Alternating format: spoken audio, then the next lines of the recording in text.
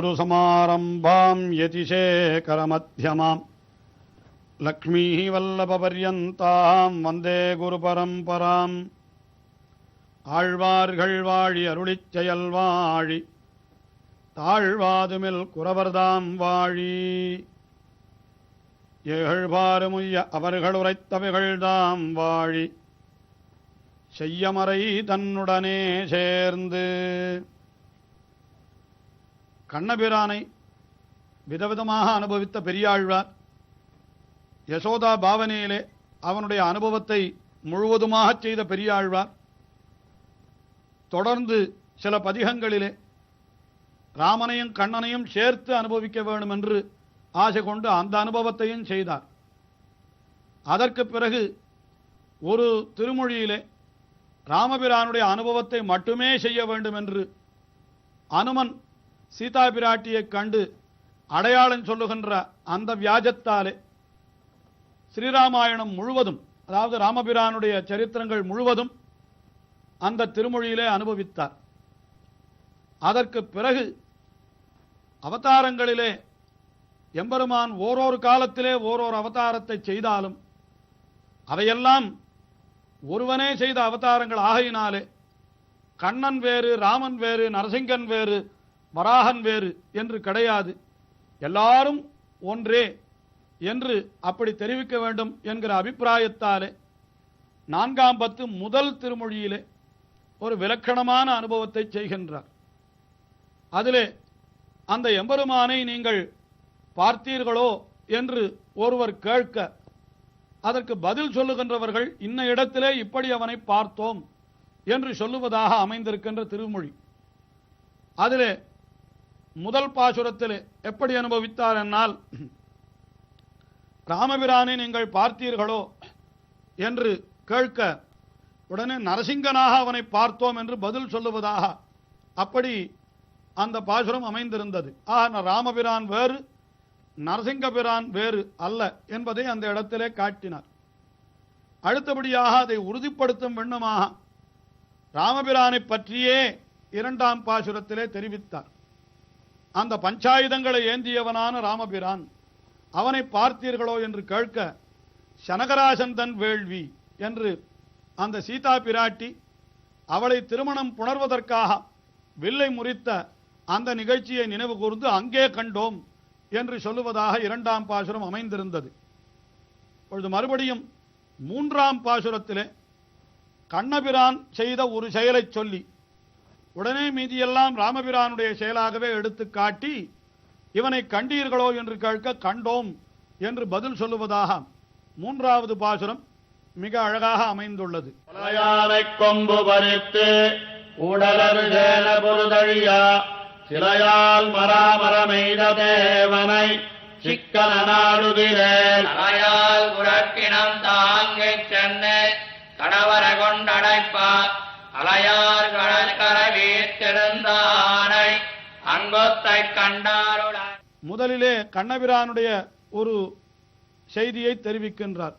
கொலையானை கொம்பு பறித்து, கொலையானை என்னால் கொலை செய்ய வேண்டும் என்கிற ஒரு பெரிய மதத்தோடு வந்த யானை, கம்சனாலே ஏவப்பட்டு வந்த யானை கோலையா பீட்டம் என்கிற பெயர் உள்ளது.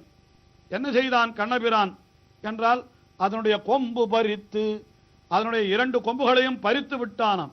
அது மிகவும் வேகமாக கண்ணனை கொல்ல வேண்டும் என்று வந்த பொழுது கண்ணபிரான் அந்த யானையினுடைய 2 தந்தங்களையும் கொம்புகளையும் தன்னுடைய கையாலே பிடித்து கொண்டான்.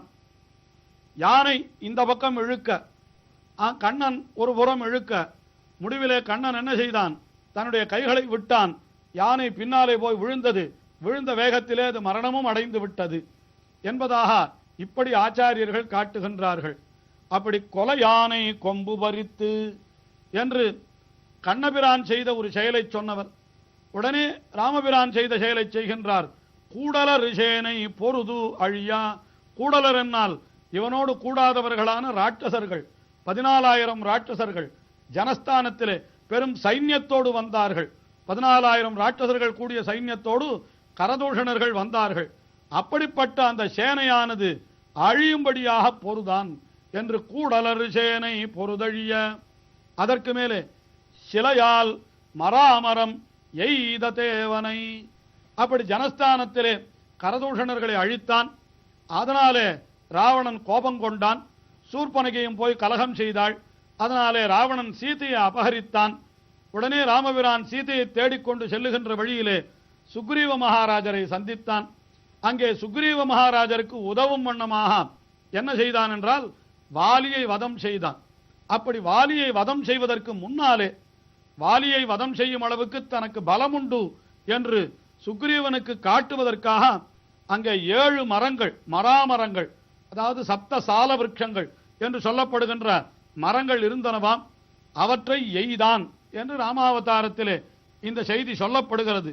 அந்த சிலையால், சிலையால் என்றால் வில்லாலே, மராமரமே ஈத தேவன் என்று மராமரங்களை எய்தான். அப்பொழுது அவன் தேவன் என்றால், தேவன் என்கிறது நல்ல ஒளியோடு இருந்தவன் என்கிற பொருளை உடையது.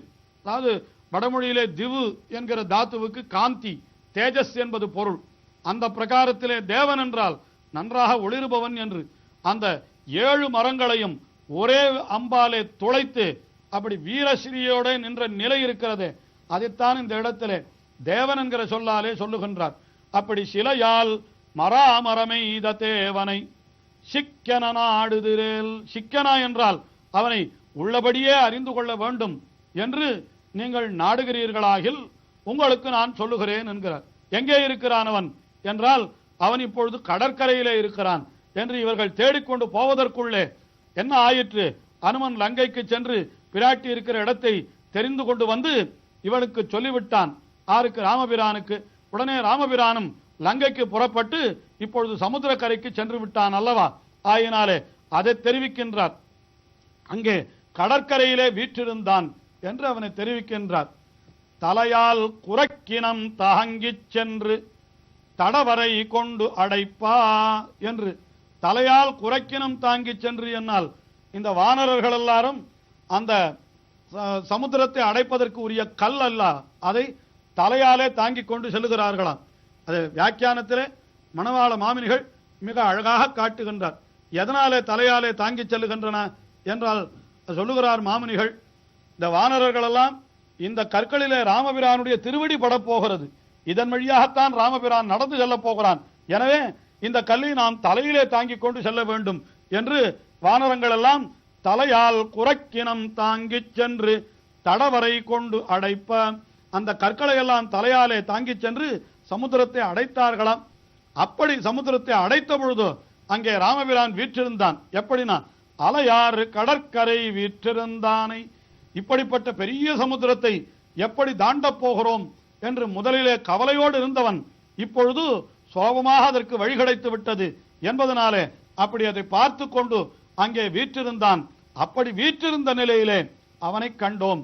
அந்த ராமபிரானை கண்டவர்கள் உண்டோ என்று கேட்க அவனை சமுத்திரக்கரையிலே நாங்கள் கண்டோம் என்று சொல்லுவதாக இந்த பாசுரம் அமைந்திருக்கிறது. அடுத்தபடியாக 4வது பாசுரத்திலே இன்னும் ஒரு விஷயத்தை தெரிவிக்கின்றார். யாரென்றால் இதிலே தெரிவிக்கப்படுகிற அவதாரம் என்னன்னா வட்டதள சயன விருத்தாந்தம். ஆலிலையிலே துயில் கொண்டிருந்தான் அல்லவா எம்பெருமான், அந்த எம்பெருமானை தெரிவிக்கின்றார். இது புராணங்களிலே தெரிவிக்கப்பட்டிருக்கிற விஷயம். இது உண்மையாக சொல்ல போனால் ஆலிலே சயனித்திருக்கின்ற அந்த எம்பெருமான் கண்ணன் அல்லன். கிருஷ்ணாவதாரம் என்பது வேறுதான்.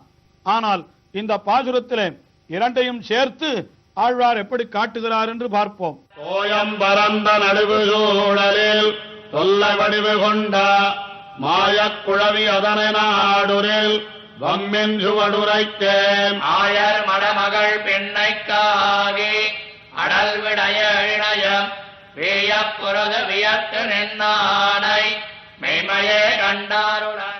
தோயம் பரந்த நடுவு சூழல் என்றால் தோயம் என்னால் தீர்த்தம். அதாவது ஒரு பெரிய மகா பிரளயம் ஏற்பட்ட பொழுது எங்கும் ஜலத்தை தவிர வேற ஒன்றுமே இல்லையாம். அப்பயேவ சசர்ஜாத்தவ் என்று வெறும் ஜலமே அப்படி அங்கே இருந்தது. அதனுடைய நடுவிலே, நடுவு சூழலில், அப்படிப்பட்ட இடத்திலே என்ன செய்தான் எம்பெருமான் என்றால் தொல்லை வடிவு கொண்ட, தொல்லை என்னால் மிகவும் தொன்மையானதோர் வடிவு என்று மிகவும் ஒரு பழமையான ஒரு வடிவை கொண்டான். தொல்லை வடிவு கொண்ட மாயக்குழவி, அந்த இடத்திலே அவன் குழவி ஒரு குழந்தையாக இருந்தான். அதாவது ஆலமாமரத்தின் நிலைமேல் ஒரு பாலகனாய் என்று சொல்லும்படியாக ஒரு பாலகனாக வென்றோம். அவன் ஆலந்தளிரிலே சயனித்துக் கொண்டிருந்தான். அதனால் அவனை தொல்லை வடிவு கொண்ட குழவி என்கிறார். அதிலேயும் மாயக்குழவி என்னார். மாயம் என்னால் ஆச்சரியம். என்ன ஆச்சரியம் என்றால் சகல லோகங்களையும் எடுத்து தன்னுடைய சீரிய வயிற்றுக்குள்ளே அடக்கி கொண்டிருந்தான். அதுதான் ஓர் ஆச்சரியம்.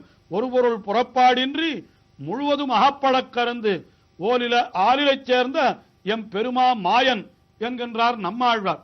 ஆயினாலே எல்லா வஸ்துக்களையும் வயிற்றுக்குள்ளே அடக்கி கொண்டிருந்தானே, அதுதான் பெரிய மாயம். அப்படிப்பட்ட மாயக் குழவியதனை நாடுரில் நீங்கள் தேடுகிறீர்களாகில் வம்மின் சுவடு உரைக்கேன், அடையாளம் சொல்லுகிறேன், அவன் எங்கே இருக்கிறான் என்று சொல்லுகிறேன் என்று சொல்லுகிறார்களாம். பதில் சொல்லுபவர்கள் எங்கே இருக்கிறான் என்று கேட்டால், ஆயர் மடமகள் பின்னைக்காகி என்று ஆயர் மடமகளான நப்பின்னை, ஆயர் குலத்திலே பிறந்தவள், கண்ணனுடைய மாமனான கும்பன் என்கிறவளுக்கு பெண்ணாக பிறந்தவள். அந்த பின்னைக்காக, அந்த பின்னையை மணந்து கொள்ள வேண்டும் என்பதற்காக கண்ணபிரான் என்ன செய்தான்? அடல் விட ஏழினையும் வீய பொருது, 7 எருதுகள், அந்த எருதுகளை எல்லாம் வீய பொருது, அந்த வீழும்படியாக அழியும்படியாக பொருதான். அந்த சமயத்தில் எப்படி இருந்தானா? வியர்த்து நின்றானை. அந்த 7 எருதுகளை அழித்த பொழுது குருவையர் பரும்பின முகத்தோடு அப்படி எழுந்தருளி இருந்தான் கண்ணன். அப்படிப்பட்ட கண்ணனை கண்டாருளர் என்று வியர்த்து நின்றானை மெய்மையே கண்டாருளர். ஆஹா, வடதளத்திலே குழவியாக அந்த குழந்தையாக சயனித்துக் கொண்டிருந்த அவனே தான் இங்கே கண்ணனாக வந்து நப்பின்னை பிராட்டிக்காக 7 எருதுகளை வதம் செய்தான் என்று அந்த 2 சரித்திரத்தையும் சேர்த்து அனுபவிக்கின்றார் பெரியாழ்வார். இது போன்ற பெரியாழ்வாருடைய அனுபவம் இன்னமும் தொடர்கிறது. அடுத்த நிகழ்ச்சியிலே பார்ப்போம்.